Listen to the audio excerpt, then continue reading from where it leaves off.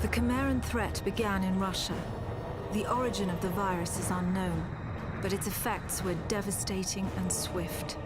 In the 1930s, reports of biological experiments began leaking out of Russia. Then reports of villages destroyed overnight. Then entire cities.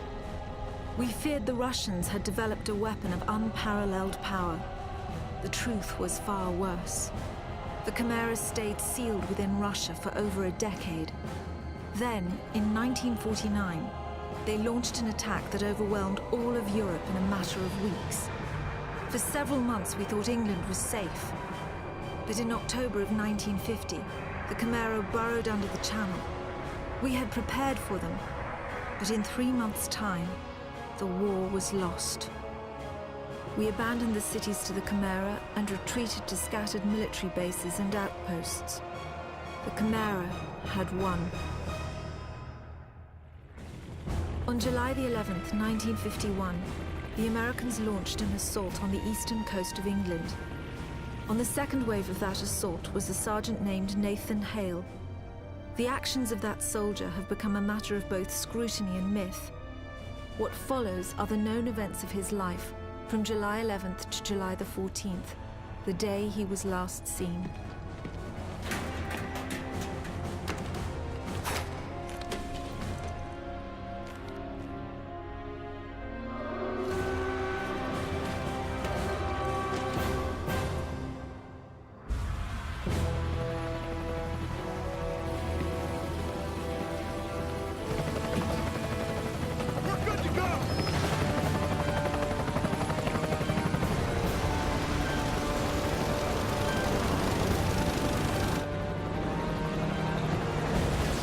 Soldiers had no idea what they would soon be facing.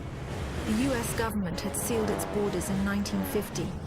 Radio waves and newspapers became state property. Only the highest levels of their government knew the truth.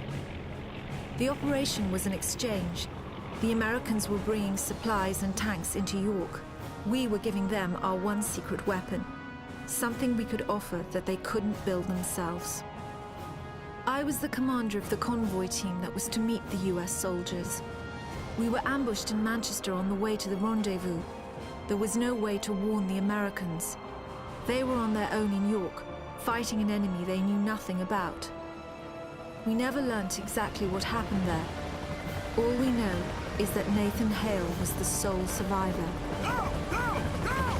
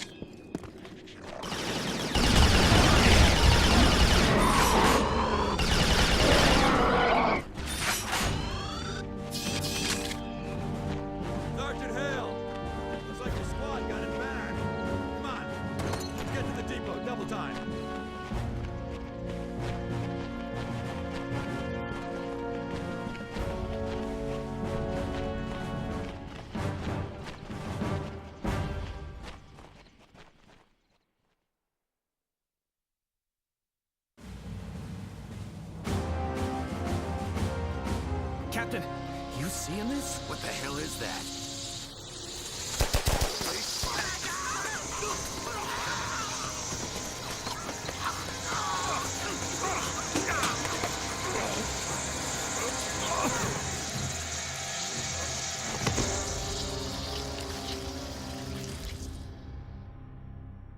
No one knows exactly how Hale was infected by the Chimeran virus.